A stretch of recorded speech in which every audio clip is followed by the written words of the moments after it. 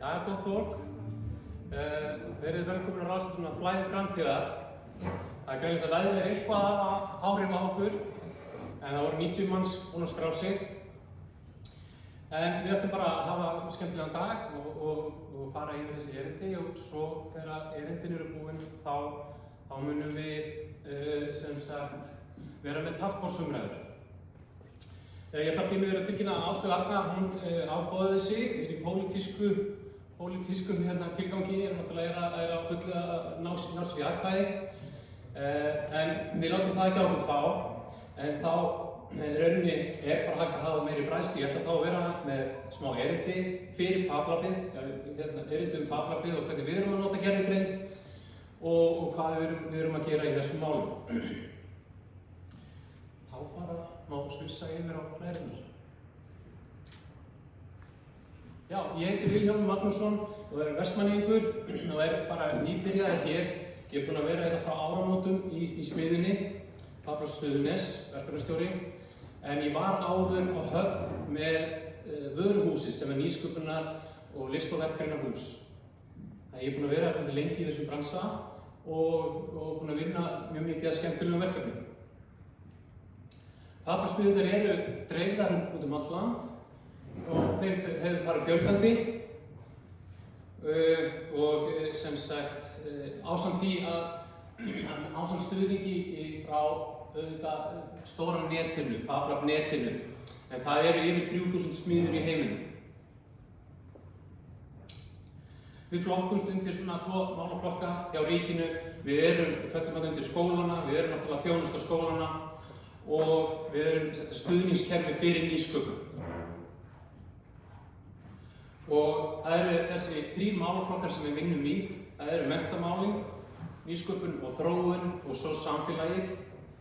Og við erum að halda námskeið og vinna bæði í, eins og ég segi, formlegu námi og með formlegt nám og óformlegt nám.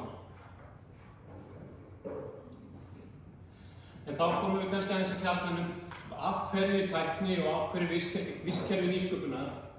En við lifum rauninni á tímum þar sem að tæknin er allstaðar í kringum okkur og það er rauninni nánast hvert sem við lítum að þá erum við að vinna með tækni, hvort sem það eru símar, rafeindatæki, skýjalausnir, snjalltæki eða framleiðslutæki eins og í okkar tilviki. Við erum mjög mikið að vinna í stafrænni framleiðslutækni þar sem við erum að kenna fólki að skapa og búa til hluti. Við höfum verið að halda námskeið fyrir ungmenni og nemendur og þetta eru bæði námskeið sem eru þá á grunnskólastigi og framhaldsskólastigi. Við erum líka náttúrulega með framhaldsskóla áfanga, en til dæmis höfum við verið að kenna róbótasmíði og þetta er skemmtilegt dæmi róbót sem strákur í 10. bekk gerði. Þessi hjólunum, þetta er rauninni vekjaraklukka og þarna var við að læra þrívítaprentun og þessi vekjaraklukka fer á fleygiferð undir rúmi hjá þér og verður með læti. En það sem við erum búin að vera að gera svolítið undanfarið er að tengja símana við iðntölvur og svoleiðis. Þannig að eins og hér sjáum við lítinn róbót og það er verið að stýra honum með síma. Og þannig höfum við verið að ná svolítið til ungra nemenda og til krakka sem eru auðvitað mjög mikið með síman í höndunum. Síðan erum við búin að vera að búa til svona lítil ræktunarkerfi og bjóða upp á námskeið í því. Þetta er allt á netinu, undir sjálfbær ræktun og þar sem að fólk getur verið að halda líf í plöntunum sínum, fá sem sagt skilaboð í símana hvernig plöntunum líður og geta vökvað að það ert út að tengja ríf. En þetta var líka svona hugsað fyrir bændur fyrir austan sem voru þá að rækta inni sem sagt áður en að uppskeran fór út, svona auka búgrein fyrir bændur. Síðan hef ég keypt þetta verkefni sem heitir Fab stelpur á tækni. Þá var að reyna að auka áhuga stelpna á tækni. Svona strákar eru meira hrifnir af þrívítabrendurum og þessum tæknigeira. En það var búið til svona áhugasviðslampi og þar voru að læra þrívítabrendun og forritun og að vinna með laser skurðartæki. Og af því að ég tónlistarmaður, að þá hef ég mikið náttúrulega að búa til hljóðfæri og búinn að hjálpa mörgum að búa til sín hljóðfæri og sum eru bara mjög venjuleg, allt í frá því að vera eitthvað svona vindlakassagítarar eða alveg frá því bara mjög tæknileg hljóðfæri og óvenjuleg. Ég var einmitt í viðtali í gær hjá Andra og Gunnudís bæði þessa ráðstefnu og þessi hljóðfæri. En sem sagt, já, í hljóðfærasmíðinni er hægt að blanda saman þessi hefðbundnu handverki og svo líka, hvað ég segja, tækninni og iðtölvum og forritum. Allt byggist þessi verkefni á því að fólk hafi kunnáttu, þó það sé ekkert alveg nauðsynlegt að hafa kunnáttu á forritum þegar kemur inn í smiðjuna, en það hjálpar alltaf til að ef nemendur sem eru búin að fá að fara í gegnum þetta í skóla, læra til dæmis að blokkir, að draga forritunarkubba og það hreyfist ykkur kall á skjánum og jafnvel tæknileg og svo framvegis og alveg framkvæmt til að fólk er rauninni að hanna síðan eigin rafrásir og fræsa út eins og gert í smiðjunni. Þá langar mig að tala birtingarmynd gervigreindar í Fab Lab. Og hvernig þetta birtast okkur? Í fyrsta lagi þá erum við sjáum það mest núna, eða mest á nótkunni núna er það að við erum að vinna með þessi svoköldu iðtölvur, eða örtölvur og þá erum við að tala Arduino og Raspberry Pi og fleiri tölvur og líka bara hann okkar eigin iðtölvur. Það er verið að forrita þær með, sem sagt, gervigreind. Og þá er það bara, einu sem fólk þarf að vita, það er að vita hvaða pinnar eru á þessum tölvum sem við erum að nota, hvað er verið að tengja við hana, hvers konar skynjara og þá er bara slegið inn orð, ég er með þessa tölvu og ég tengja skynjara við pinna númer 5 og svo áfram og þangað til að þú getur bara beðið ChatGPT að búa til kóða. Og þetta er að virka mjög vel. Ég get náttúrulega ekki svara kannski fyrir atvinnulífið með einhverja háþróaðar þróaðan búnað þegar við erum að búa til kóða fyrir það, en þetta er alltaf að virka mjög vel hjá okkur. Við getum eytt miklu meiri tíma í að kenna fólki á tölvurnar sjálfar, hvað pinnarnir gera, hvað þeir geta ekki gert, takmörkin og möguleikana, en eytt minni tíma í kóðana og þá, sem sagt, er fólk að ná miklu lengra. Auðvitað hjálpar til að hafa grunn í forritun. En það er samt ekki, þetta er að vera að hjálpa okkur mikið að kenna fólki. Og auðvitað er þetta líka tenging við skíalausnir eins og þeir að koma þessu í síman og svoleiðis. Og við erum að bjóða upp á námskeið í þá gervigreind fyrir kennara að koma og forrita í Arduino og bara læra aðrar lausnir varðandi skapandi lausnir sem gervigreind hefur upp á að bjóða. Síðan er fólk að nota í smiðjunni eins og ChatGPT, þá eftir rauninni að láta gervigreindina búa til myndir sem við tökum svo áfram og setjum inn í önnur forrit eins og teikniforrit, vekt og teikniforrit og látum þau, skerum, svo er skorið út. Ég er bara þannig einfalt dæmi hund, bara getur búið til mynd sem er hægt að leysiskera í vektarformi. Þannig að þetta er bara dæmi notkun.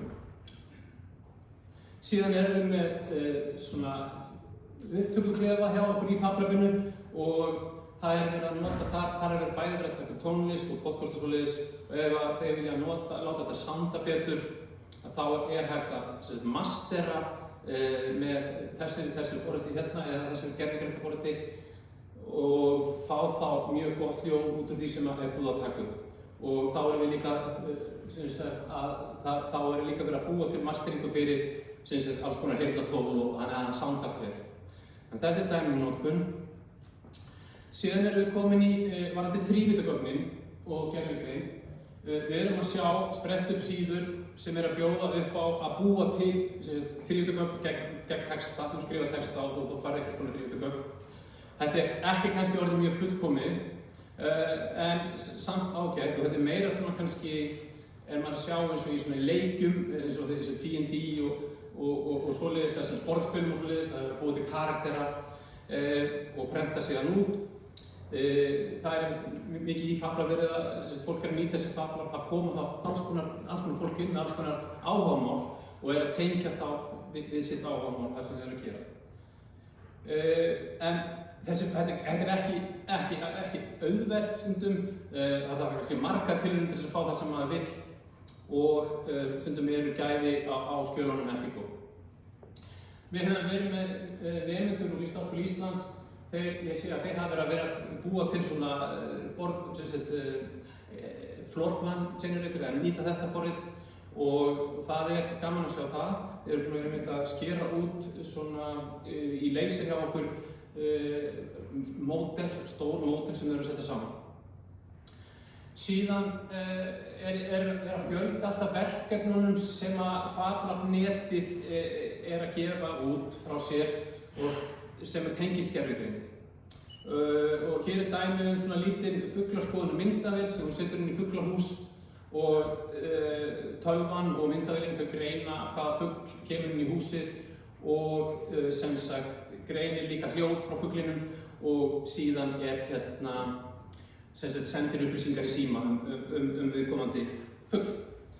Þannig að þetta og það þrívíddarprenta boxið utan þetta. En þetta svona dæmi. En hvað viljum við sjá að gerist varðandi gervigreindina inn í fagblaðsmiðjum? Við viljum að gervigreind geti búið til gögn fyrir vélar og tæki sem finna má í Fab. Þannig að rauninni að við getum farið til dæmis búið til hönnunargögn sem hægt að senda beint á vélina eða þau forrit sem taka á móti. Auðvitað væri mjög gaman að geta sent skjölin bara millilega laust beint á vélarnar eftir að sé hvernig þetta lítur út. Það draumur fyrir okkur og sérstaklega fyrir fólk sem kannski ekki að treysta sér að búa til gögn eða ekki að treysta sér að teikna flóknar myndir. Síðan það hönnunartilraunir með gervigreind, sjálfvirkar prófanir á hönnunum og efnum. Það svolítið dýrt að búa til prótótýpur, þannig að það væri hægt að flýta ferlinu. Síðan væri gaman að sjá sérhæfð málningu fyrir þekkingaröflun. Ég heyrði í morgun að það komið eitthvað svona kosningamálningan, ég man ekki nafnið á því, en það sérhæft, þar sem bara verið að fjalla kosningamálin og fólk getur leitað sér upplýsingar. Það vantar svoleiðis fyrir fagblaðsmiðjurnar vegna þess að það svo gríðarlega mikið upplýsingaflæði, mikið af síðum sem innihalda verkefni og svoleiðis. Hjálpa til við skrásetningu. Þegar fólk að búa til hluti í smiðjunum og þá erum við alltaf að hvetja fólk til að skrásetja það, en það erfitt að taka tíma, þannig að það væri gaman að gervigreind geti tekið það að sér. Að gervigreind geti lagað framleiðsluferla og hugbúna véla til að hámarka nýtingu og gæði. Þetta myndi auðvitað líka hjálpa okkur þar sem við erum að vinna með alls konar efni og við viljum ekki vera að sóa efnum. En varðandi þessa þróun eins og ég sló bara inn í ChatGPT búið til borð fyrir mig sem passar á eina bara NTF plötu eða plötu, krossauða plötu, 12 mm plötu. En þetta, og ég gaf upp mál, en þetta ekki málinn sem ég gaf upp reyndar, en hún bjó til þessa mynd og auðvitað sé ég það strax að þetta myndi aldrei ganga á eina krossauða plötu. Og þannig að þetta það sem við erum að leita að geta látið gervigreindina bara hanna og jafnvel koma með hugmyndir fyrir okkur. Og þetta kannski þá frekar einhvers konar vinnuborð sem raunveruleikinn, skiljiði. Og þannig að skipinu var búið til vinnuborð sem hægt að hengja upp í bílskúr og auðvitað taka í sundur. En þetta bara, tæknin ekki alveg komin þangað þar sem við viljum. Og þetta ásóldi líka við CAD-teikningar og þrívíddarteikningar. CAD-teikningar eru teikningar sem eru notaðar til þess að iðnaði, til þess að búa til hluti. Og til dæmis eins og það forrit sem heitir Sú og þá spurði ég getur þú búið til bara phone stand fyrir iPhone sem ég ætla að þrívíddarprenta. Og þetta græna útkoma og ég veit ekki alveg hvað þetta en það sem við hliðina kannski eitthvað sem myndi virka, skiljiði. Þannig að þarna stórt bil ennþá en ég alveg sannfærður það að þetta bil muni bara minnka með tímanum vegna þess að þetta að þróast svo hratt. Síðan það varðandi grunninn. Til þess að fólk nái árangri í fabbasmiðjunni, þá þarf það að, sem sagt, því betri grunn sem þið hefur, því flottari verða verkefni og skemmtilegri verða verkefni. Og auðvitað verið að kenna skapandi hugsun í skólum, grunnskólum og svoleiðis. Við viljum sjá meira svona almenna tölvunotkun, vektorteikningar, vinna með vektorteikningar, vinna með þrívíddarteikningar og svo vinna með gervigreindina. Ég hef svolítið áhyggjur af því að gervigreindin, persónuverndin aðeins að útiloka notkunina á að nemendur sé að vinna með gervigreind. En þetta eru þessi þættir sem að nemendur þurfa eða sem við viljum sjá í framtíðinni að vera lagt á, áherslu á. Sérstaklega, já. En varðandi auðvitað við líka að styðja við kennara og verkefni, í kennsluverkefni. En þetta sem skiptir svo gríðarlegu máli að uppbyggingin verði hjá unga fólkinu okkar og að gervigreindin verði ekki eitthvað svona gríla. Þannig að við erum að, sem sagt, kenna krökkunum að þetta eitthvað til gagns. Já, hér til dæmis verkefni sem að ungur maður gerði, hann var leiður á að flokka dósir og hann bjóð til hennan teljara. Þannig að svo bara gert með viðtölu og þrívíddarprentun og stóri fræsivinnu. En skemmtilega við mitt starf að ég veit aldrei hvað fólk að koma með þegar það kemur inn, hvort þið vilji búa sér til litla lyklakippu eða eins og þessu tilviki búa til hús utan stjörnuskoðunarkíkirinn sinn sem inn í garði. Þannig að þetta fjölbreytt. Og markmiðið með þessu öllu saman, eins og þessu hér, er að við viljum að sjá verkefni og fyrirtæki koma út úr smiðjunni. Fyrirtæki sem geta síðan blómstrað og eins og þetta fyrirtæki þeir eru búið til endurnýta gáma og búið til framleiða ramma. Og þetta fyrirtæki hér sem með kertasteka og þetta kemur út úr Fab Lab Reykjavík og orðið bara stórt fyrirtæki í dag. Vinna með Warner Brothers og fleiri. Þannig að, já, þetta það sem við viljum sjá. Við viljum sjá verða almennilega verðmæta sköpun út úr þessu. Síðan það stjórnvöld, sem mætti ekki í dag. En sko, já, við erum náttúrulega alltaf að berjast fyrir því að halda þessu verkefni gangandi en við vitum það að stjórnvöld vilja styðja þetta og við vonum að svo verði áfram. Það búið að búa til nýsköpunarstefnu og það var náttúrulega stjórnvöld einnig að leggja einhvers konar takumreglugerðir sem að Kristinn getur sett okkur meira frá eftir varðandi gervigreindin og tæknina. En 2019 var gefin út þessi nýsköpunarstaðall og gæti náttúrulega þurft að endurskoða það með tilvist gervigreindarinnar. En þetta bara svona, já, á svona fljótum nokkrum mínútum hvað við erum að gera í Fab Lab og þá ég bara að bjóða næsta á sviði aðeins að kynna smá leik. Ég ákvað að búa til kynningar fyrir með gervigreind og láta lesa upp og ég ekki búinn að fact-checka, ég sendi ekki upplýsingar á hvort þetta væri réttar upplýsingar en ég ætla að spila þetta og svo eiga þeir sem eru að koma að kynna og segja já þetta var annað hvort rangt eða rétt hvort þessar kynningar viðkomandi sér rangar réttar. Svo ætla ég líka að lesa upp sumar þessar kynningar en líka að láta ChatGPT lesa sjálft. Þannig að svo getið þið dæmt hvor stóð sér betur ég að finna gervigreind. En við sjáum til. En takk fyrir þetta erindi og þá ætla ég bara að kynna í næsta.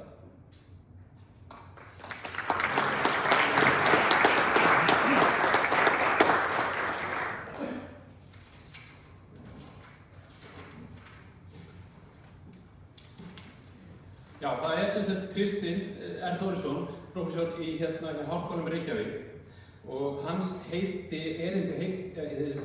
hans Artificial Intelligence, Past, Present and the Future og ég ætla að spila fyrir ykkur það sem að ChatGPT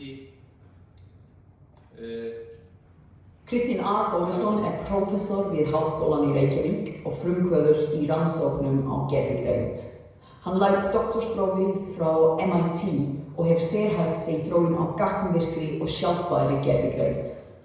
Kristinn stofnandi og forstöðumaður AI Iceland og hefur unnið af mörgum nýjungum í gervigreindarfræðum, bæði hérlendis og alþjóðavettvangi. Hann hefur skrifað fjölda fræðigreinar sjálfbæra gervigreind og tækniþróun og virkur í því að efla nýsköpunarstarf á Íslandi með áherslu á að auka tengsl milli fræðisamfélags og atvinnulífs. Sá komið svona andköf í endan. Komið náði! Þetta skemmtilegt. Gjörðu svo vel, Kristi.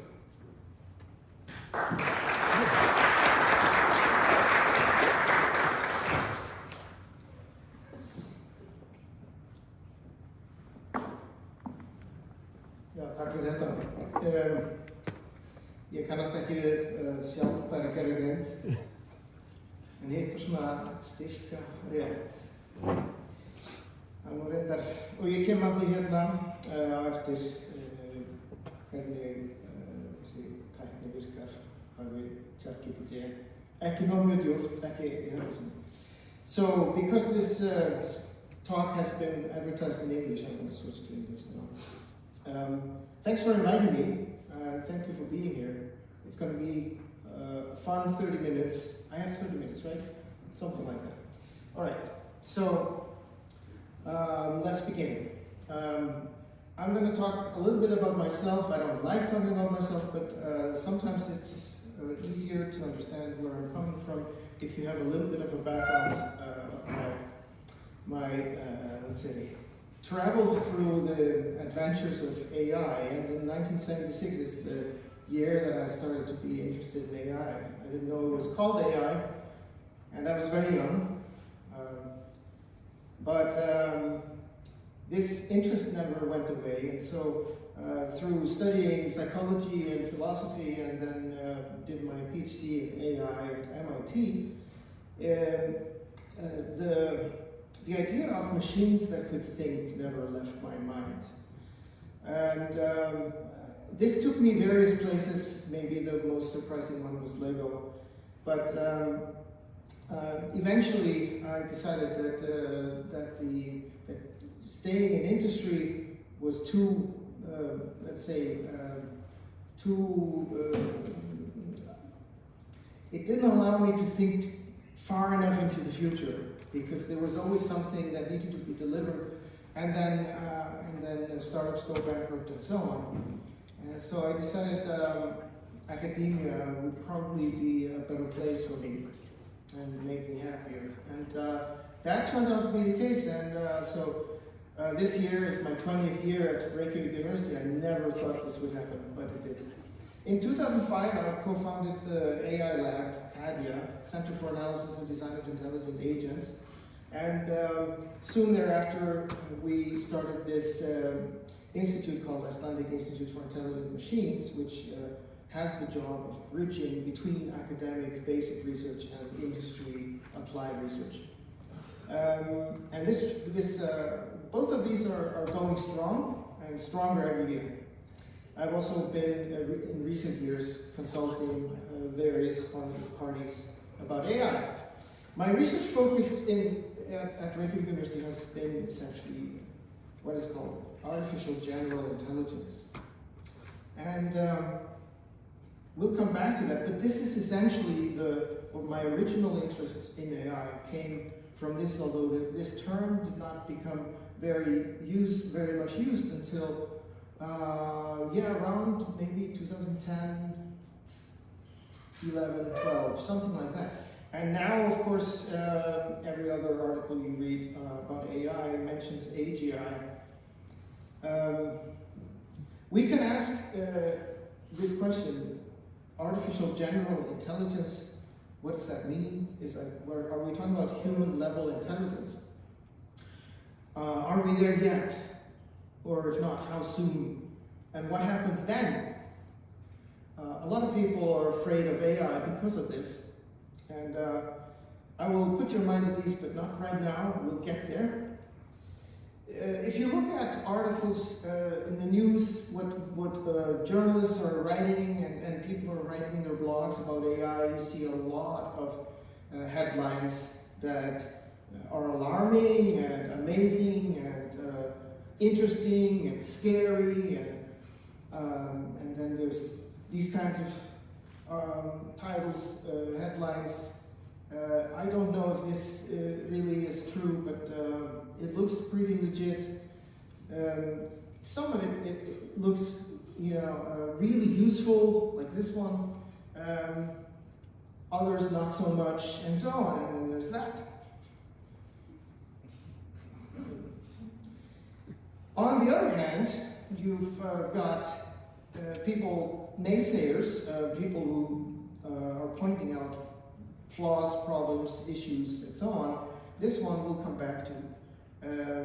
This is from last year, but we're seeing a repeat now of this headline. There's also all sorts of negative side effects, and pointing out the obvious. I even wrote an article last year about the energy consumption of AI systems, which is gone through the roof. And then there's fake news, making kids cry. Do we want to use AI for that? I don't think so. And even the business people don't seem to be overly impressed, like this from earlier this year, in fact. So what's going on here? In the morning, yesterday morning actually, I saw a perfect summary of this conundrum that these headings, these headlines give us an indication of. Here's Sam Altman, the CEO of OpenAI, saying that AGI is probably going to happen next year, or if not, at least certainly within the next 5 years. With surprisingly little societal change. Very interesting. But then if you look at the next headline down, you see, but AI models have an insufficient amount of high quality data now. So they're running into a wall. So of course we ask ourselves, well, what's going on here? What's reality here? How can we make some sense out of all of this? And I'll just put in a footnote here right now and say, take notice of who is making these claims. It's good that they put the names of people often in the headlines, because Sam Altman has a particular agenda. You have to remember, it's not the same to see a university professor like myself telling you about AI, and Sam Altman, who could make $1 billion tomorrow by saying the right thing to the media. Okay? This is a very, very different situation. So, all I'll say, I'm not going to say anything bad about him, I'm just going to say, it matters where people are coming from, what their agenda is. So, let's say, who in here believes Sam Altman's prediction within 5 years we'll have human-like intelligence in a computer? Okay, 6 people. Who is certain that this is never going to happen, or absolutely not going to happen in the next 5 years? Okay. 4?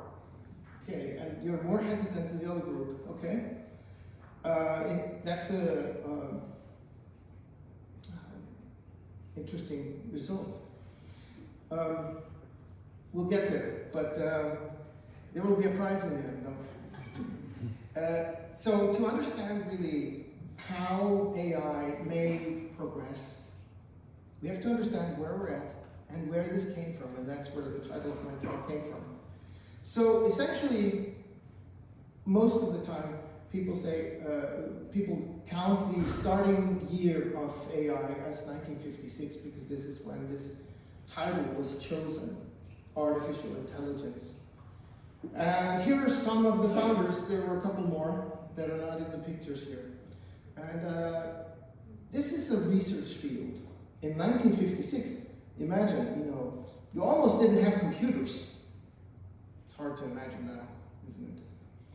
And so it's a research field, a field of research where they say, well, we can have calculating machines, but we can make these calculating machines intelligent. We can make them behave like people. And these people were hopeless optimists, including my old professor, Marvin Minsky there, who said basically to one of his students in the summer of 1957 or 8, I want you to make a machine that can see like people and finish it over the summer. And of course, we still don't have those kinds of machines. These two guys, one of them is a Nobel Prize winner, actually, had a recurring prediction: a computer will win a world champion in chess within a decade. And every year, for many, many years, they updated the prediction by 1 year, so it was always a decade away. Until 1987, because in 1997, Deep Blue won Garry Kasparov in a chess tournament. And this is IBM's Deep Blue right there, well, on the left. And since then, of course, we've had so many things. Oh, here's IBM again, with the Jeopardy game show, winning 2 of the highest scoring humans in the history of the game show.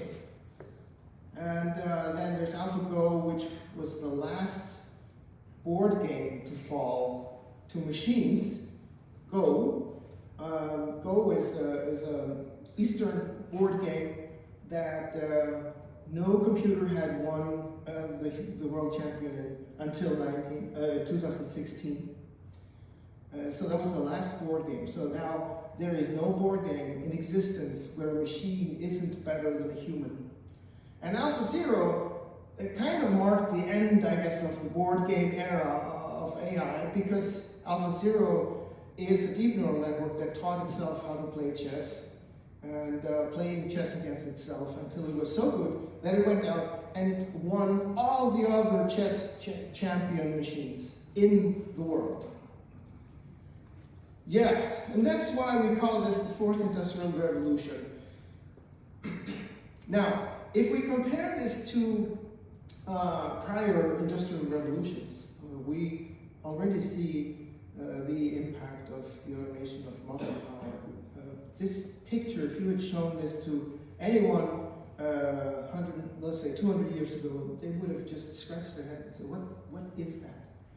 Not just because, well, it's an aerial photograph. Well, it's a photograph. That would be, 200 years ago. When did photography start? Yeah, around that time. But they would have basically had no idea what these little things were. It makes no sense whatsoever. So 200 years ago, that's quite a long time ago in most people's experience. And motors are everywhere now, just like computers are becoming ubiquitous. And we have a history from the 1700s where the first industrial automation was keeping the pressure tank of steam locomotives steady so that you wouldn't control the speed by shoveling more coal, but rather had a gear that you could control the speed independently of the pressure in the tank. Since then, a lot has happened. And now we're basically used to having tiny little computers in our pockets that can recognize objects in images and so on. And you could say the 2020s was the first wave of applied AI technology.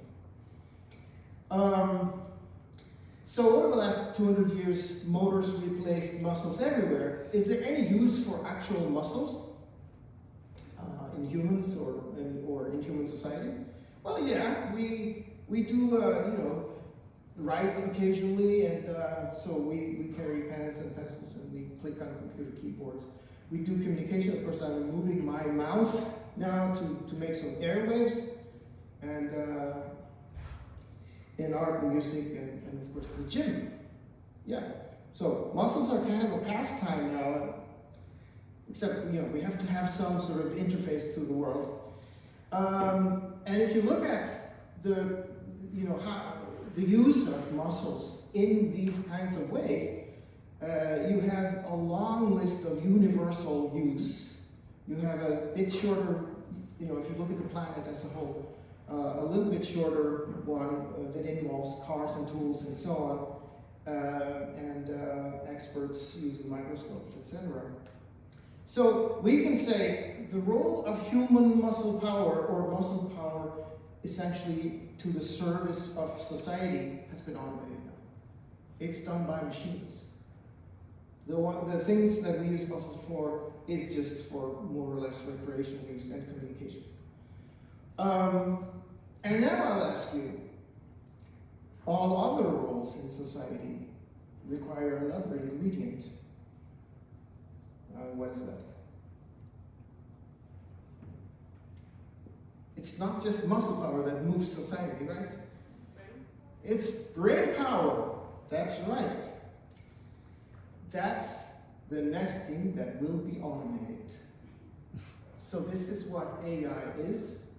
Automation of mind power. That's what AI is. And if you think about it that way, it all starts to make more sense.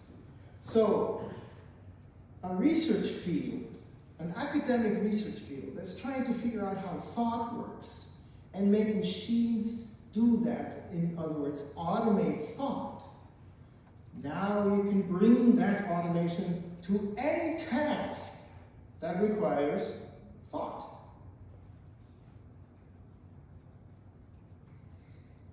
So it is really a revolution. But what is its nature?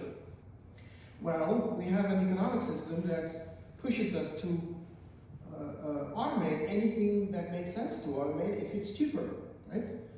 So if it's cheaper to have a machine do some thinking, well, then if the AI can handle it, it will probably be automated. And so, to understand the march of AI, to understand what may happen in the next 20 years, what the speed of progress is and so on, we have to understand the technology itself, because the technology, just like the nature of motors, determines what they can be used for. Electric motors can be used for certain things, and gasoline-powered engines can be used for other things. It's not the same, and they have different side effects, and the same thing is true for AI technologies. And I should mention that in my when I ran through the history of AI, how the chess tournament with Kasparov and so on, how the AI that was used in these milestones, this was all different AI. None of the AI technologies were the same. So AI is not one thing, AI is a lot of technologies. These are the technologies that people have produced in the process of trying to automate thought, right? So we see muscle power, we see electricity, we see computers and AI. And this is the light in which we must use to understand or view AI to understand where it might be going. So one thing is clear, we are in the early days. This has just begun. This is not just one time and one time only, and the tech giants in the US are going to run the show. Not at all. There will be AI technologies after these technologies. And there may be all sorts of side effects of automating things with AI, and we have to be careful so that we can benefit and don't have to deal with the negative side effects. Looking far into the future could include, the law, nation states, monetary system, peace, democracy, etc. So it's a terrible picture, I know. But this is, if you've been watching sci-fi movies, this is probably familiar stuff to you. So, real machine intelligence, AGI, is that going to come? Here's the truth. We're not there yet. And we will not be there for the next 5 years. Actually, we'll not be there until at least 20 years from now. That's my prediction. I could be wrong. If we read these headlines and we think about this technology with this ominous name, artificial intelligence, Gervigreind, it has this word intelligence. There's no way other than to understand these headlines and to think about this technology. It forces us to think about our own intelligence. and the phenomena that we call intelligent in everyday life. And there's a lot of terms that relate to intelligence, this phenomenon of intelligence. There's understanding, there's control, there's consciousness, mental development, pattern classification, pattern recognition, and so on. Now, if we think about contemporary AI systems, like today, right now, this and next year, and the past, let's say, 3 years, which of these terms has this technology made some inroads, like real inroads on?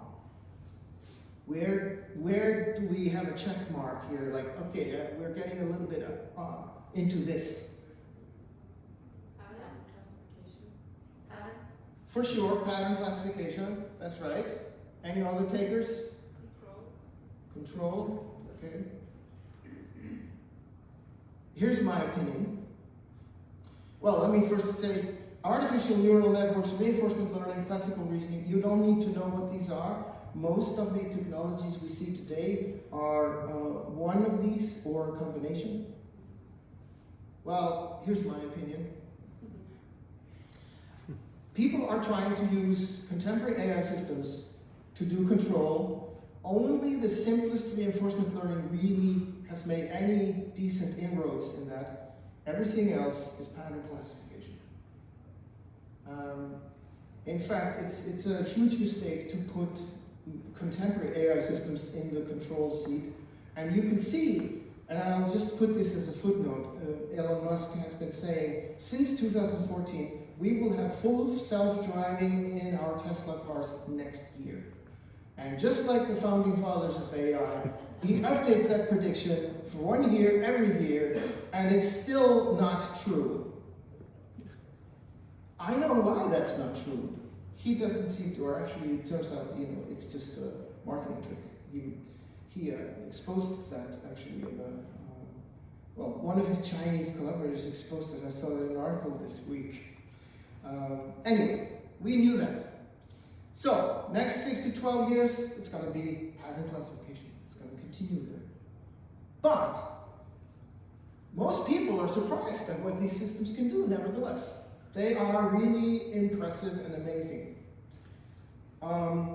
They can even be used to make pictures, as you, I'm sure, all know.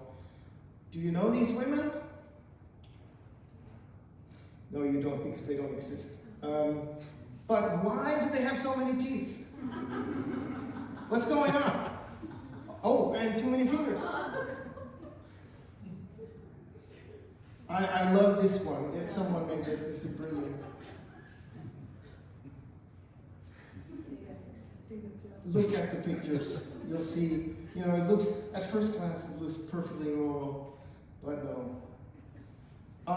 So we do see an understanding, an increased understanding of these limitations of these systems.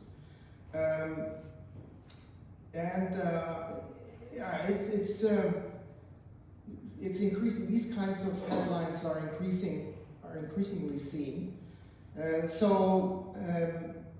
And I happen to agree with this one, by the way. Although I wouldn't classify this person as godfather of self-driving cars, but anyway. Rodney Brooks, who was the successor of Marvin Minsky in leading the MIT AI lab, inventor of the Roomba vacuum cleaner, and so on. We see a lot of people are punching holes in the current hype. And there is hype, but it's hype about the contemporary AI. And be careful not to confuse that with the concept of AI, i.e. the effort of science to figure out how thought works. If you train one of these systems on data that itself produces, it will very quickly deteriorate and start spewing out garbage. And that is an indication that essentially these systems they don't understand what they're doing.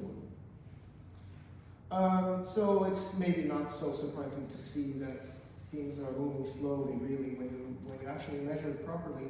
And this matches my experience in working with industry on AI projects, which I've been doing now for over a decade, actively every week of every month of every year.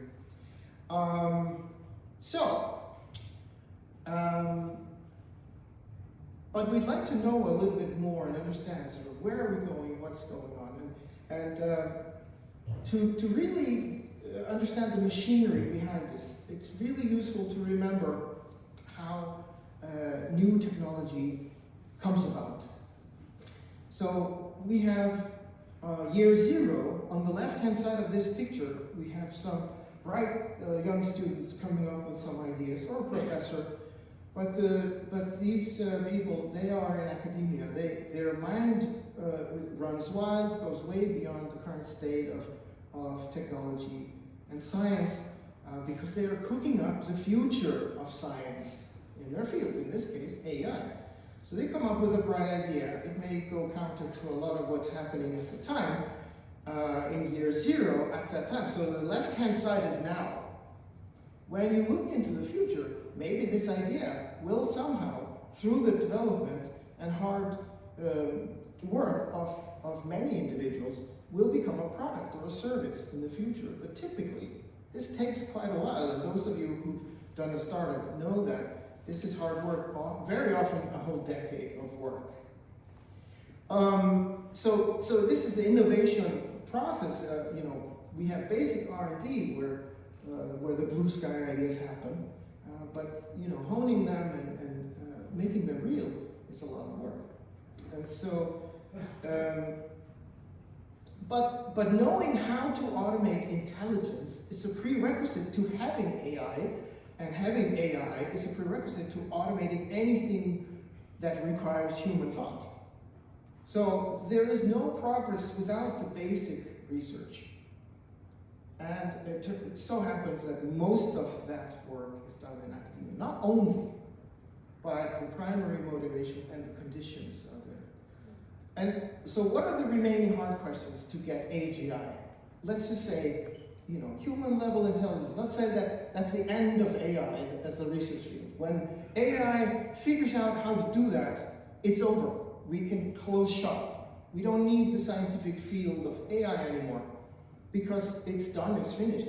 So the contemporary AI systems we have today, they cannot count. You've already seen evidence of that. You have no learning of these systems after they leave the lab. Why is that? Because what they do after they leave the lab is undefined, if you have them continue learning. So you have to turn them off. But even then, because it's impossible to test all the conditions in which they may find themselves, we don't know how they'll behave. So companies spend an enormous amount of money to try to figure out ways to make them behave, with very moderate results. Let me just jump ahead a little bit. I think we're coming up on the final 5 minutes here. One thing that people, there's divided opinions on, but more and more it's coming to light that these systems cannot really reason. The footnote here is really star. What do you mean really reason? Turns out this is a bit harder question than it looks in the beginning. But we don't have time for that right here. In any case, it is very difficult to see how they would, what kinds of conclusions they will produce when you ask them questions that normally would require reasoning. So when will all of these challenges be solved? Well, nobody knows. Otherwise we wouldn't have to do research on them. So these are still actively being researched in academia, but not so much by the tech giants, because their let's say livelihood is better served by saying that they have already, especially since normally then they would have to provide the proof. They say it's next year that they will have it solved, and that's very useful because then they can update it next year again. So back to this. Progress in the application of AI depends on how consistently we can support basic research. That is, you need stability for, in my case, for instance, 20 years I have never been as productive as in the last 5 years in my academic career. And that's because I got the 15 years before that to really think hard and long about really difficult questions. And then we also have to do this. We have to have systems that can move these new AI ideas out of the research labs as quickly as possible into industry.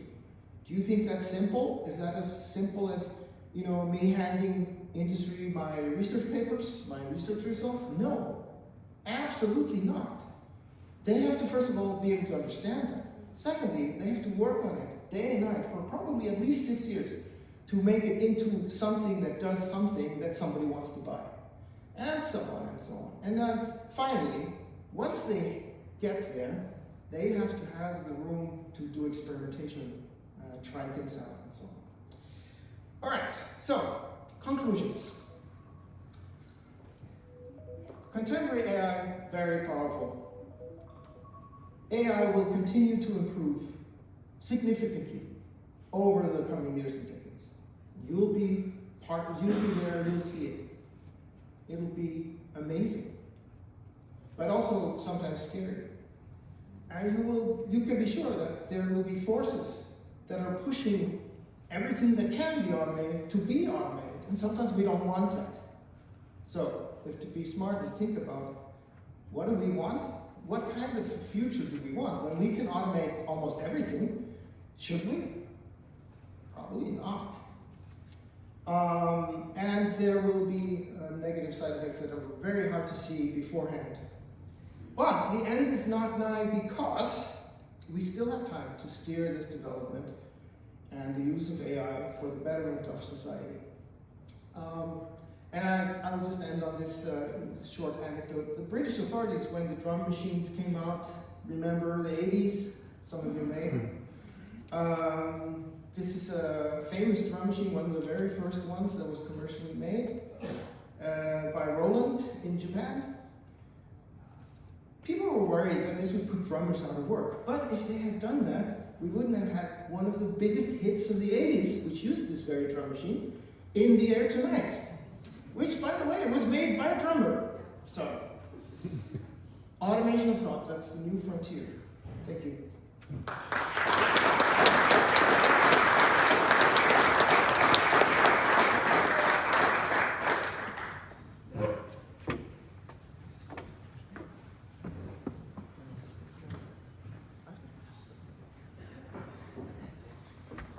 Þakka Kristni kærlega fyrir þetta fræðandi erindi. Mjög skemmtilegt. En næst á sviði er Ásdís Ólafsdóttir, sjálfbærnisfulltrúi hjá AtNorth, og heiti hennar erindis er What it takes for a data center to host an AI service. Og ég ætla að lesa bara upp hérna, það fyrst að gera tilbúið kynningurinnar. Takk. Það að sissa hérna yfir á annan mót.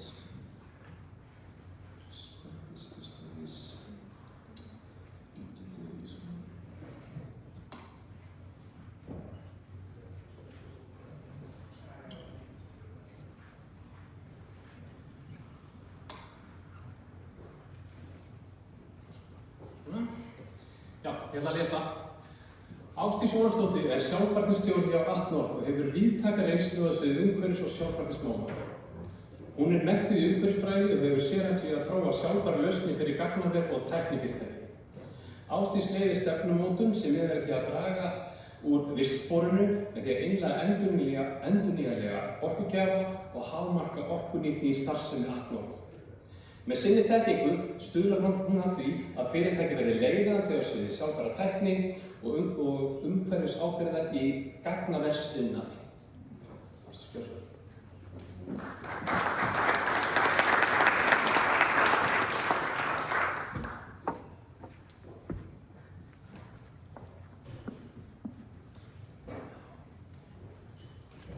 Góð dag. Klærurnar eru á ensku en ég ætla að fá að tala íslensku og þá sjaldan maður geti notað ástkæra leikina. En ég heiti Ásdís og ég kem frá AtNorth og ég ætla að fara að segja við hvað gagnaver þurfa að gera til þess að geta hóstað eða afsakið sletturnar verið með þjónustu eða þjónustu. Og kannski kannski bara svona aðeins að fara yfir hver tilgangur gagnavera, hvað gera þau?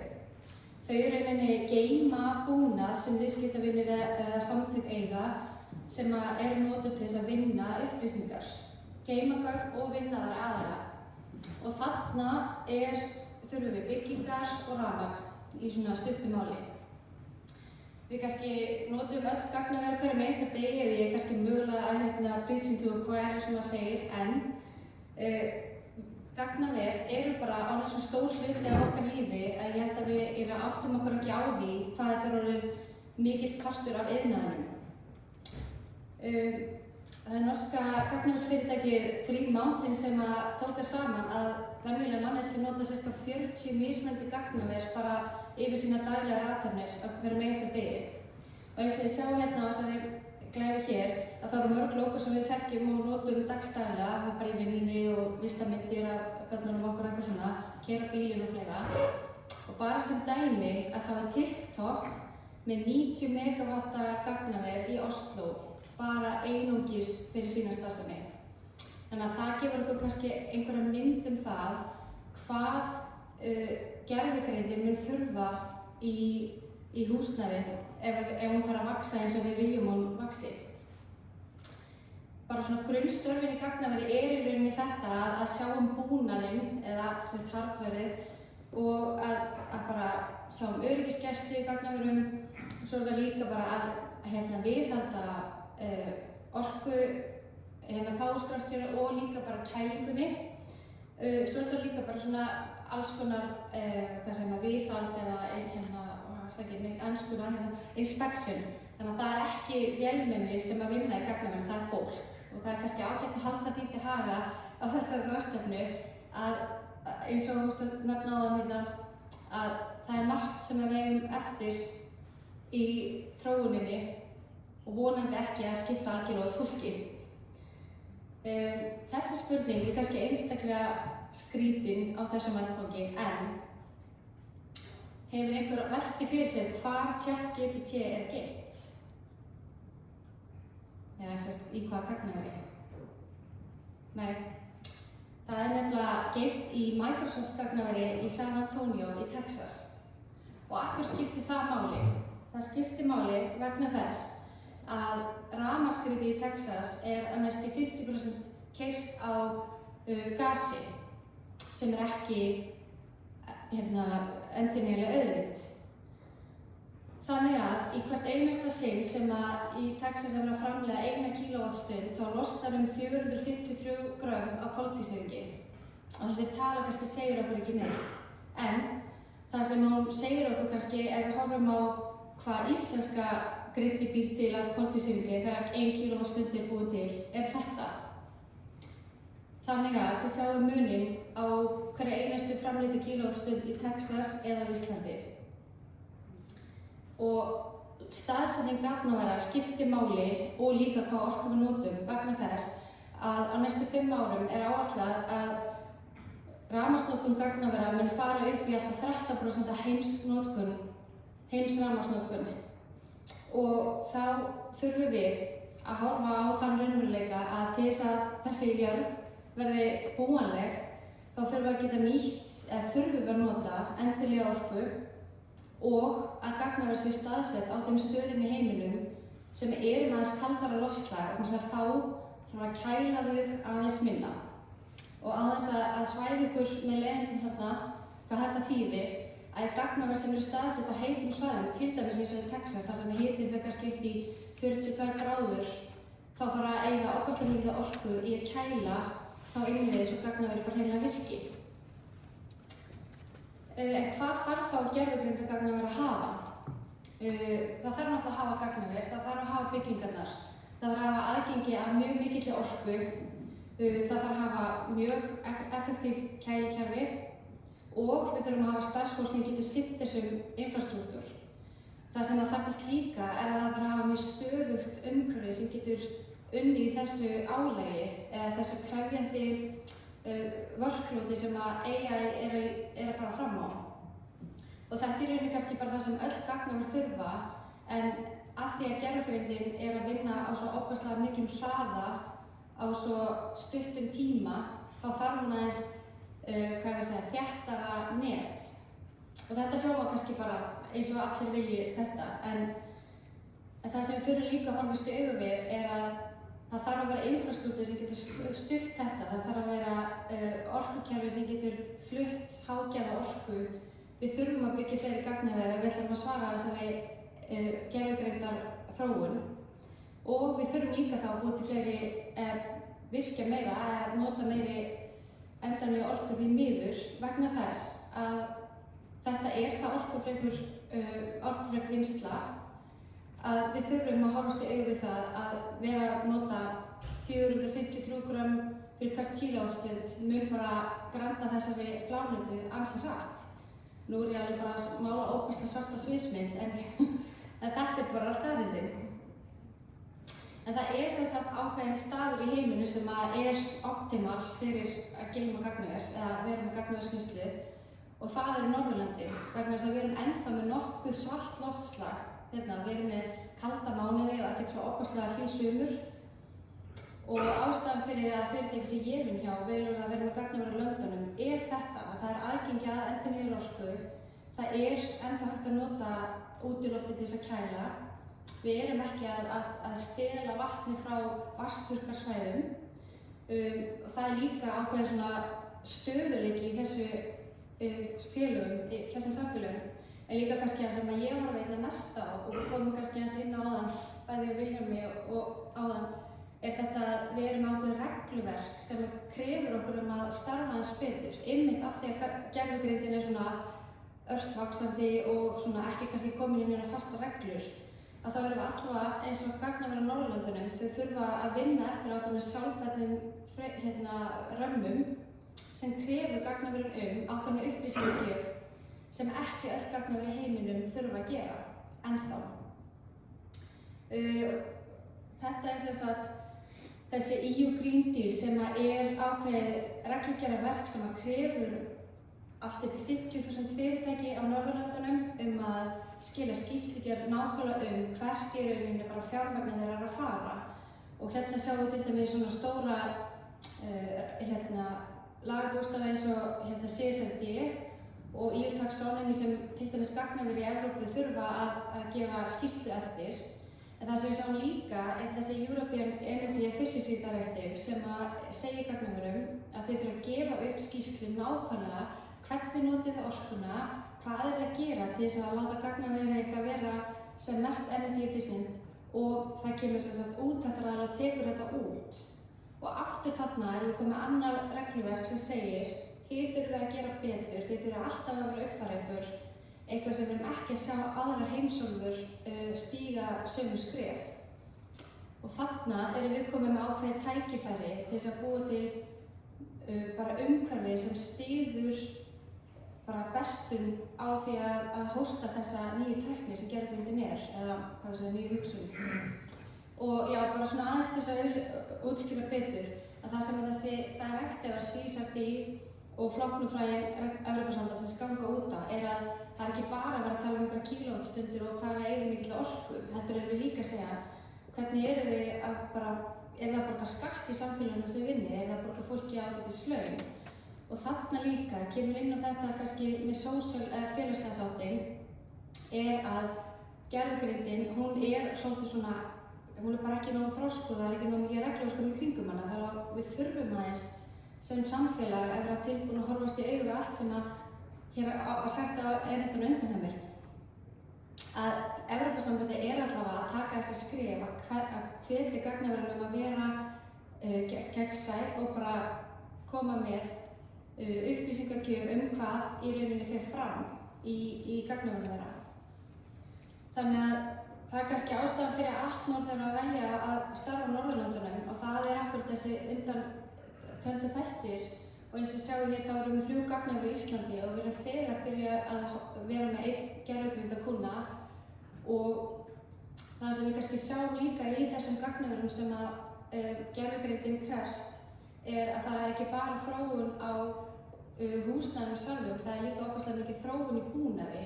Þarna erum við komin frá því bara að nota einhverja kælingu frá útilofti og þá sem verður að kæla heilu gangana í það að verður að kæla bara allt niður í bara litlar örflögur. Og þarna kemur aftur mind powerið eða sem sagt brain powerið inn. Þarna geta tölvurnar ekki ennþá list og graf. Þannig að það er ofboðslega mikið að tækifærum með þessari ört vaxandi þörf. En kannski bara svona til þess að við horfum aðeins á hvað gagnaver er stór partur af samfélaginu er að já, þau taka orku en það verður líka til fullt af tækifærum í kring sem að við þurfum að vera mjög öflugir að leysa og ég held að engin gervigreind geti leyst það í augnablikinu heldur fólk. Og þarna fullt af tækifærum til þess að nýta afgangsvarma, það eru alls konar afleidd störf og ofboðslega mikil þróun sem á eftir að eiga sér stað. En kannski bara það sem að, ég ætla að skipa þessa, mig langar að benda á að lokum er að gagnaver þurfa fólk. Þau þurfa fólk sem að hugsa út fyrir kassan, gervigreind þarf gagnaver, af því eins og við vitum, eða það var einhvern tíma sagt að þegar interneti var til þá eru gagnaver til. En það er alltaf fólk þarna í kring og það er kannski mjög skemmtilegt að segja frá því að við erum með svona ákveðum yfirlýst markmið að við viljum vinna með frumkvöðlum og fólki sem hugsa út fyrir bóksið sem er tilbúið að nýta þennan afgangsvarma af því við búum í svo miklu lúxuslífi hérna á Íslandi að við erum svo mikið að varma og vitum oft ekki hvað við erum að gera við þetta en sú tíð er liðin og nú viljum við bara fá hringrásarhugsun í allt sem við gerum og til þess að mæta því að ef að gervigreindin á að fá að vaxa eins og við viljum að vaxi þá verðum við líka að sýna fram á að það sé alls konar og bara 100% nýting á allri orku og öllu svæði sem við nýtum undir gagnaverin. Takk fyrir.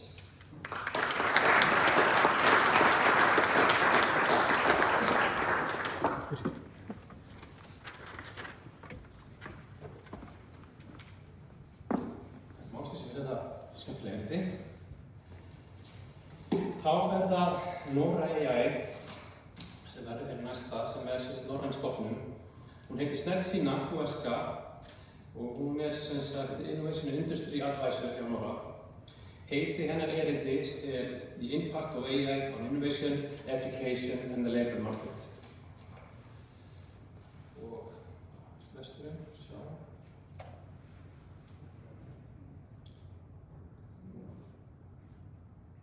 Hello everyone, can you hear me over there? Já, við heyrum þér. We can hear you. Yes, awesome, great. I can hear you too, and I can see you as well. And it looks like a great atmosphere over there. I'm slightly jealous I can't be with all of you. Well, is it okay for me to go further, introduce myself, and I'm going to read a little bit started? about you. I'm going to read a little bit about you from ChatGPT. All right. Snetsína is an innovation industry advisor at AtNorth með sterkan bakgrunn í nýsköpun og sjálfbærri þróun.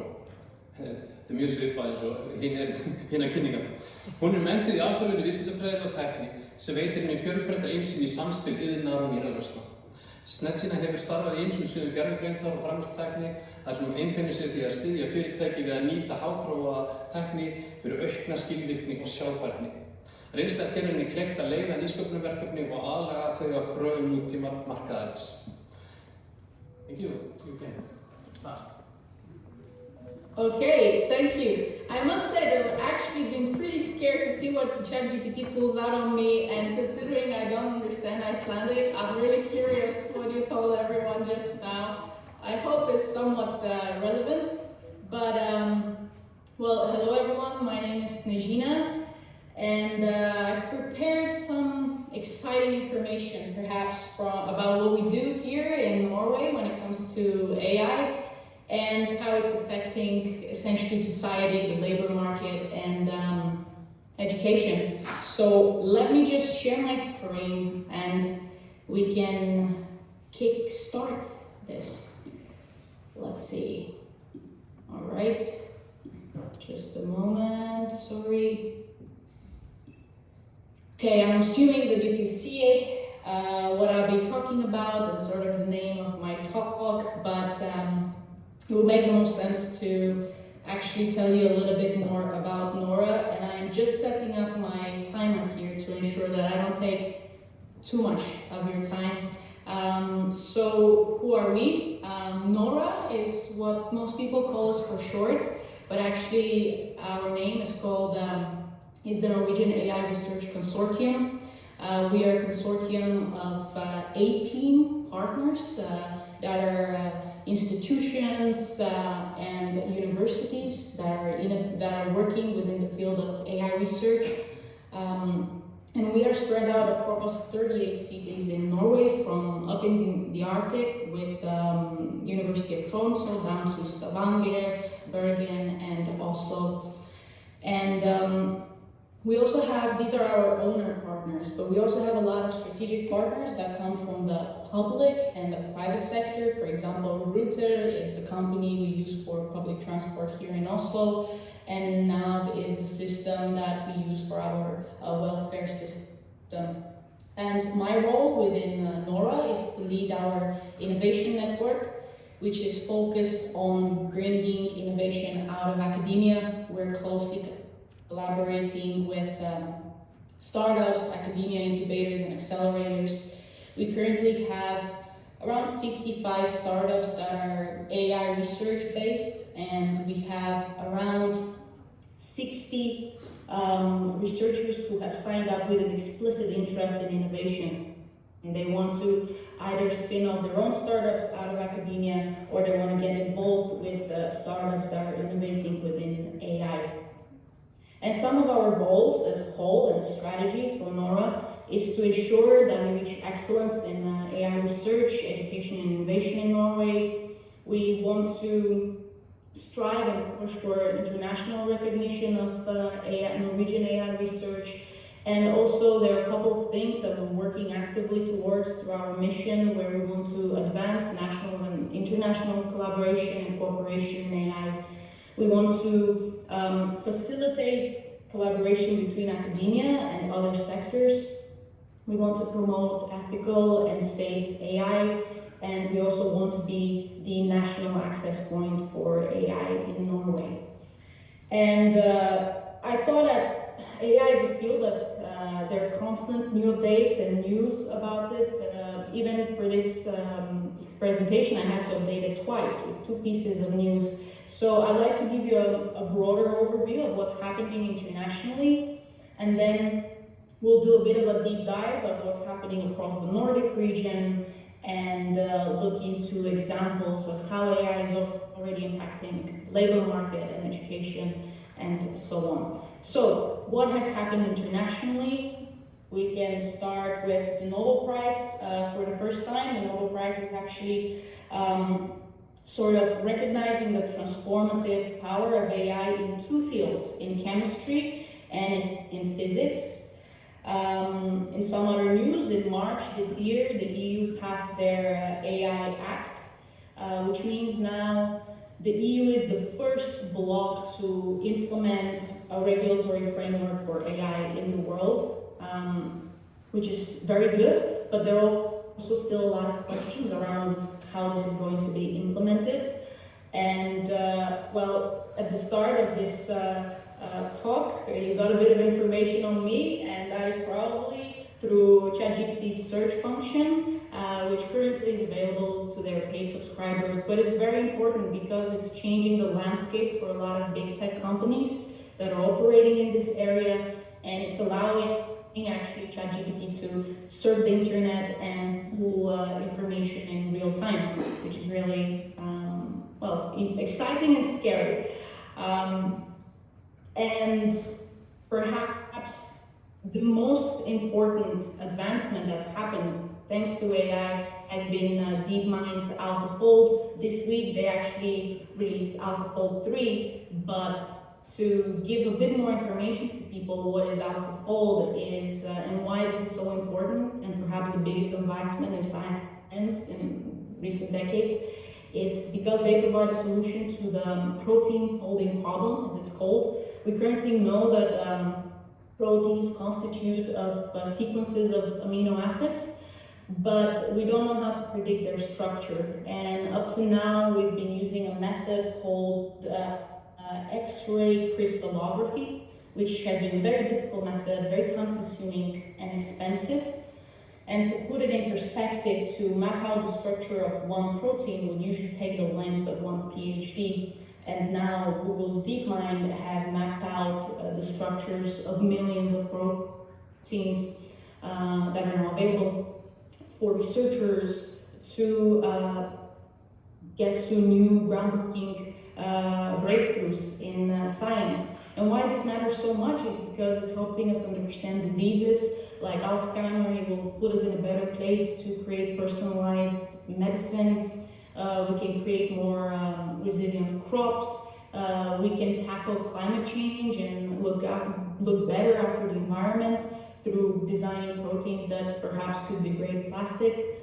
And it is no surprise that actually the team behind AlphaFold was awarded the Nobel Prize in Chemistry.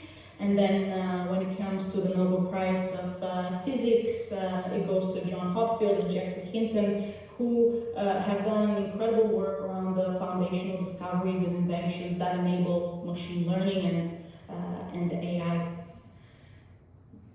Quite exciting. And when it comes to what are the Nordics doing in the field of AI, well, I would like to start with Iceland, because your government this week released the Icelandic AI action plan for the next 2 years. In here, I've pulled out some areas that I found very interesting and important from it.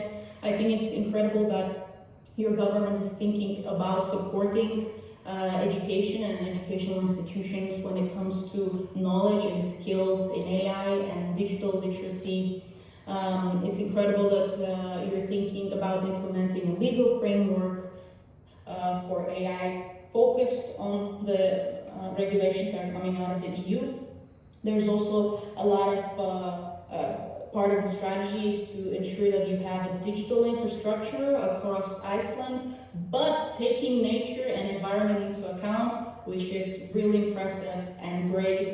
And you're looking to implement AI in the public sector.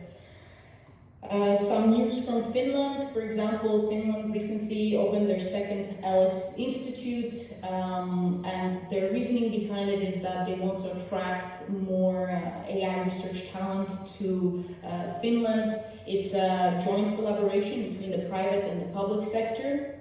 And when it comes to the private sector, the Finnish AI company called Silo is part of this project, and they're one of the success stories coming out of Europe, because this year they got acquired for €500 million.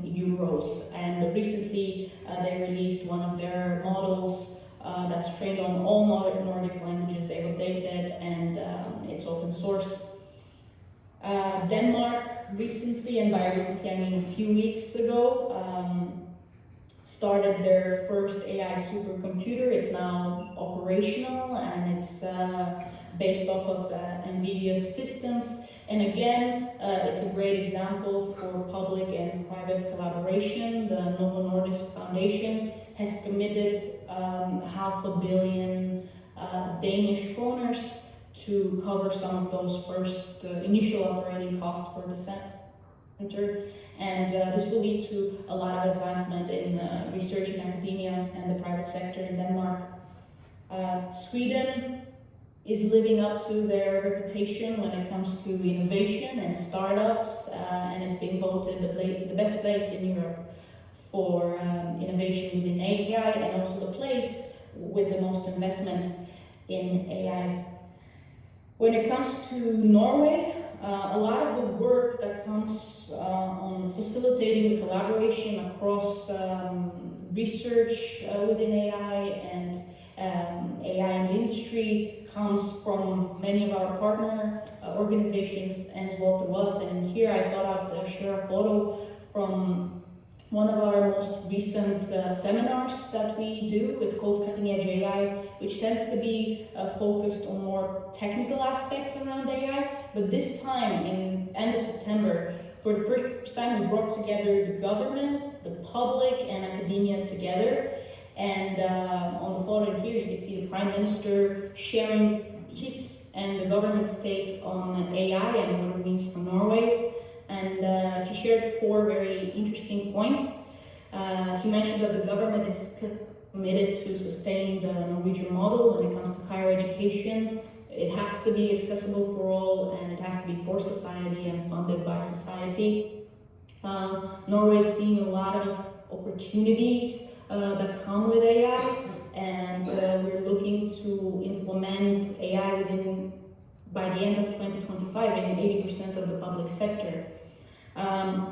With that being said, the government is also very mindful when it comes to regulating and controlling AI. We're currently implementing the legislation that's coming from the EU, but we also believe that regulation in the field must be an international effort and collaboration. And perhaps the most exciting news for Norway is the fact that the government is investing 1 billion Norwegian kroner into AI research across different sectors. So these are the main news that are coming from the Nordic region in recent months.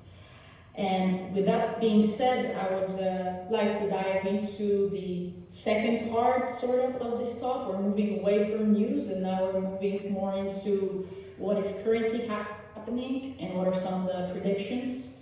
And the reality is we don't really know exactly how AI is going to impact the labor market in the next 10, 50, 100 years. We just know that it's going to happen.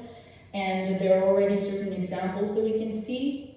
And there are many predictions that are being shared. For example, the World Economic Forum recently shared a study, and some of their predictions are around the fact that AI could affect up to 60% of the jobs in the developed world and 40% worldwide overall. There are certain sectors that are more at risk than others, and all of this might lead to increased inequality that might come through whether AI drastically reducing wages in some jobs, to the fact that richer countries will implement AI quicker than poorer countries, and that could lead to a further digital divide across the world. But with all of this being said, they've also projected that because of AI, around 97 million of new roles will be created, and there's a lot of opportunity to be explored in that area. So something that I wanted to share with you was some of the work that, for example, Amazon's been doing, a couple of actual examples when it comes to automation within their warehouses and bringing in robotics to support their workforce. And why I chose Amazon as an example is because as of 2022, they've been responsible for 36% of the warehouse workforce in the United States. So in here we can see 2 examples of robotic systems that they've had. The first one is a system that's been helping them streamline the fulfillment processes. The second one is called Titan, a robot that helps move heavy loads around their warehouses. And initially, part of the strategy for Amazon to bring robots into their warehouses has been related to many safety hazards that have been brought up by their employees. And these are hazards that come with the fact that if you want to package and deliver a parcel within 2 days, certain things need to move in a particular way that sometimes is not very safe for humans. But just this month, Amazon released actually their first autonomous robot that can safely work independently and around people. And even though it's very similar to that first one in here called Titan, the blue one, what is different between them is that Titan, in order to move around the warehouses, has to follow specific grid lines on the floor, whether this particular example, which is called Proteus, can move freely without following a specific path. We also know a little bit more about the plans Amazon has around implementing something that they're calling humanoid warehouse robots, which will happen sometime in the near future. They're saying that they're strategy and plan around these robots is to support their human workforce. But as we can see in this photo, the robot is doing something very similar to what the human in the picture is doing. So this is exciting, but also worth to consider how we approach this and how it is approached. But together with these examples, on the positive side of it is countries like Japan, for example, have been using robotics in their warehouses due to the lack of people to work in the warehouses. And currently we also have robots demining fields in Ukraine, a job that used to be done by humans, and it puts human lives at risk, and now it's done by robots. So what is interesting in here to mention is there's some predictions that there'll be a lot of employment in the future, but it won't be employment of people, and that makes the job of policymakers very difficult. Another example of long-anticipated type of robot has been self-driving cars, and they're already active in San Francisco, but when it comes to being rolled out in the rest of the world or in our cities, we are years away from that. It's possible in San Francisco because the entire city is mapped out in 3D, but even though it's mapped out very well in 3D, there's still instances where the cars drive into piles of wet cement. So yeah, we're still a bit away, further away from these types of robots coming to our cities. When it comes to Norway's stance on AI and how it's impacting the workforce, during our event, the Prime Minister mentioned that actually in Norway 300,000 jobs are lost every year because of new technology, but also the same number of jobs is created, different jobs is created because of that same reason. And he mentioned that they're not worried because the government has a strategy and a plan to support people in transition when it comes to providing them with new skill sets that are relevant to the world of today, and as well providing them with training that will be relevant to a more digitalized workforce. So what I wanted to as well, apart from giving you predictions, to share some concrete examples of how some sectors are already changing and in the process of change due to AI.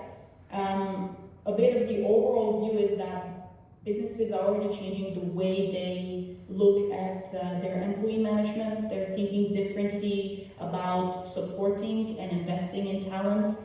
We're hearing a lot of companies as well mentioning that recruitment has changed, and not due to implementing AI tools for recruitment, but for example, a number of IT companies are sharing that the hiring age has dropped drastically, and now they're hiring a lot of developers who are in their early 20s because they're self-taught and can do the job. But for example, a sector that is heavily reliant on software engineering is already going through that process of transition and redefining what software engineering of the future would look like. Another example from Amazon is their AI tool called Amazon Q, which recently they had used to update some of the older software that they had. And it's a very tedious job, but very important. And at the end of it, when they draw the line, they realized that using AI for that particular job saved them 4,500 developer years and around 260 million that would have been spent if it hadn't been done through AI. So we see that it sounds very exciting opportunity to use this to optimize processes, but it's very important to keep people in mind with every development with AI. Another industry that is changing rapidly are the industries where people are hired in the hundreds and thousands. For example, call centers for customer service in places like India. Some of the projections are that in the next years, a lot of them will be either shut down or they will be downscaled drastically. the creative industries, most of us are aware of what AI is doing with audio generation and image generation, but actually two very specific roles around graphic design and freelance writing have been very affected, and we can see that through platforms where freelancers like that are offering their services. Actually, the pricing for their services has declined in recent months and years due to AI.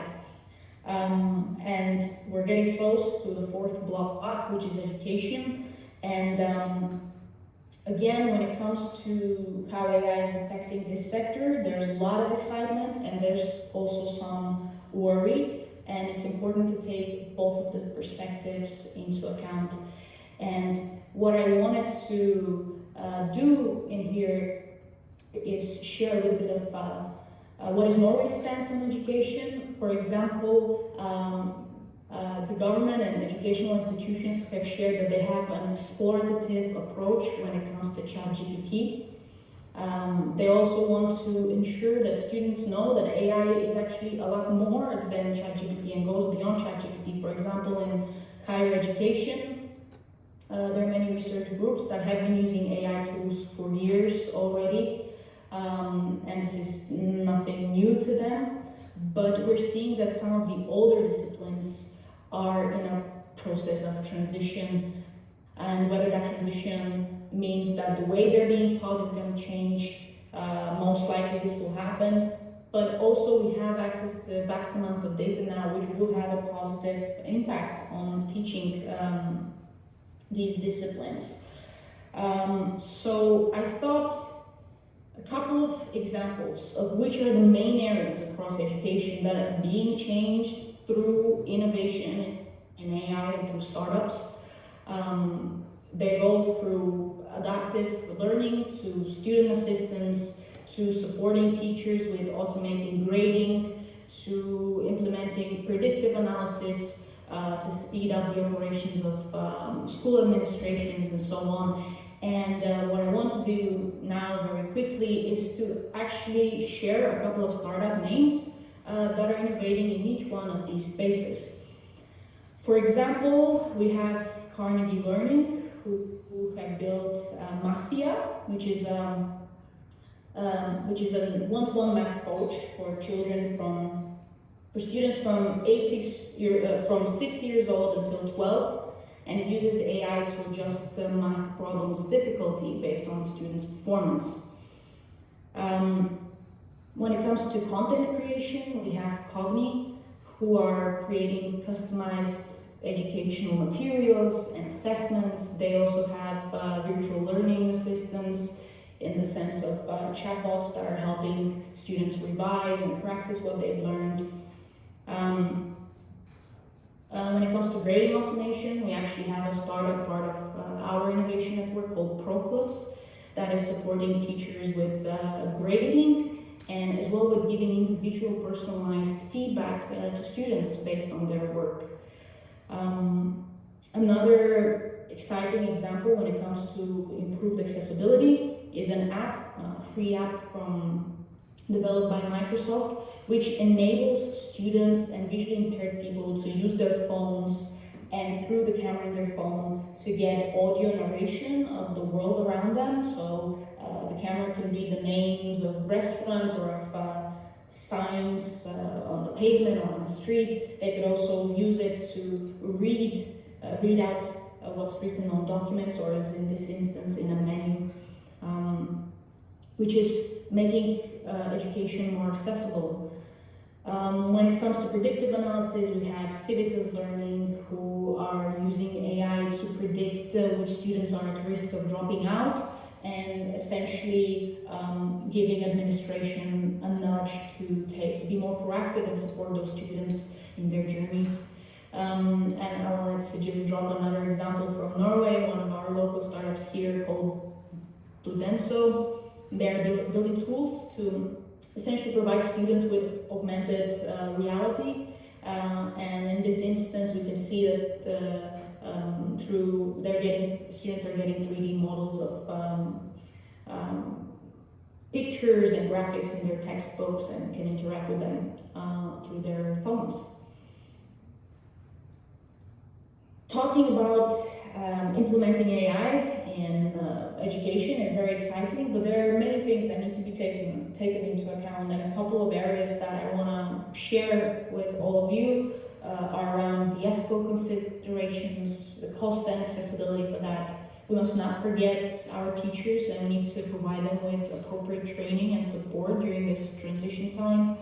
We need to be very mindful of data privacy and security, especially when it comes to working with the data of minors. And we need to have appropriate strategies in place when it comes to integrating AI within our existing systems. At that same event I mentioned that we recently hosted, we also had the Minister of Research and Higher Education of Norway, and he mentioned something very interesting, which was around that the aim of Norwegian education at the moment is to ensure that the systems we have in place maintain the trust of society, that the knowledge they will gain within Norwegian education is going to be relevant for Norway and the world of today and the world of tomorrow. So we need to be implementing more skills around interpersonal skills. We need to be thinking about supporting students to develop skills where they can learn things quicker. We need to consider how can they work in a cross-disciplinary way in the world of the future. We might have situations where doctors will need to be working closely with software engineers. There are also some predictions that most of the people in the future will be self-employed. So we need to think about what skills should somebody who's self-employed and has to be acting and thinking in a more entrepreneurial way should have. So these are some of the areas that we need to start thinking, and in a way we're might be even slightly late, especially like different regions around the world. But together with all of that being said, and I can see we have a specific time left from Zoom, there's big opportunity, and one of the opportunity around this is we can reimagine how education works. Is going to be more difficult for public education, but there are already some examples. For example, this private school in the States is trying to reimagine what the school day looks like and what the role of teachers looks like. They're using only AI assistants for their students, and they're hiring a lot of teachers, but they view their role more as mentors and coaches that provide students with motivational and emotional support. And it's good because we could use those private school examples to see actually how successful their rate is going to be and see whether certain approaches of these are worth implementing within institutional education. And another very exciting opportunity is the fact that through AI and through getting the incentives right, we are and could be at a place where we could deliver personalized education to every child across the world, accessible perhaps through their phone, especially in areas where education is only accessible at a certain fee. So this is a very a good example of how we can use AI within education for the betterment of humanity and education across the world. And I've been asked to share a couple of examples of how we ensure that there's more innovation coming out of schools. Fab Lab is doing already an incredible job in Iceland. Like some of the examples that I've heard that you're doing locally is really impressive, especially with giving young people and the general public like specific digital but also technical skills, and also bringing people together to work in teams is detrimental. Some of the things that we do in Nora, for example, we have 2 projects that are very relevant to innovation and more within higher education focus, and that is our research school and Nora startup. When it comes to our research school, we are leading a lot of research courses in addition to the PhDs that researchers are already doing, where they can gain additional knowledge and expertise when it comes to academia, but also when it comes to entrepreneurial skills, and when it comes to starting their own businesses or commercializing their research. And here you can see 3 different programs that we run with a focus more on biotech. For example, the Pressimon School.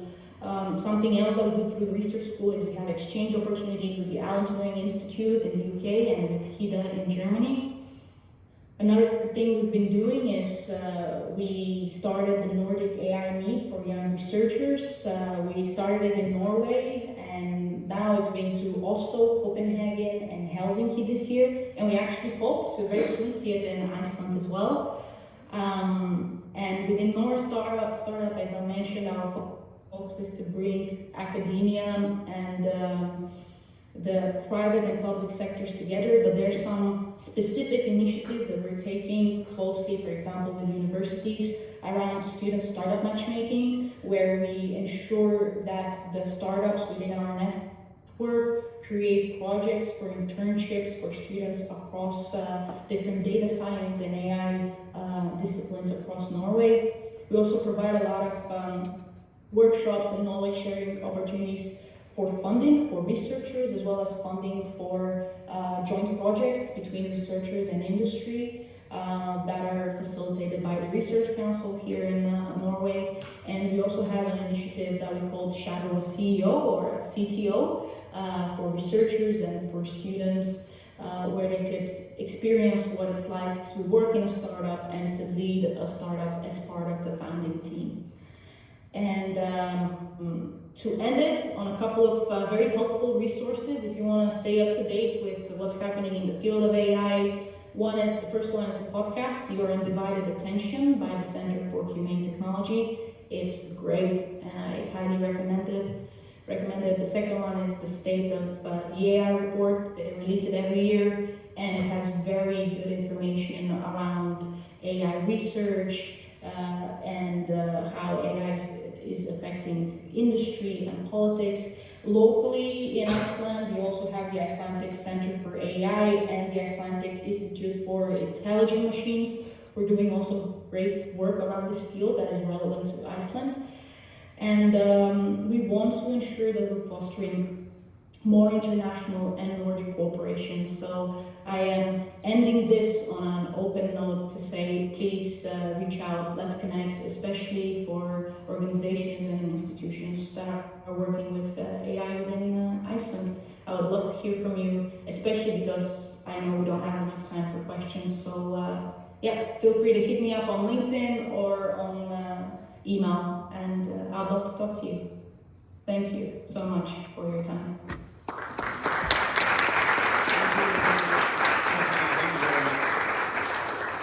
We are looking forward to work with you and Nora.ia in the future, definitely. Herðu, takk fyrir. Thank you. Þá ætlum við að taka smá kaffi hér.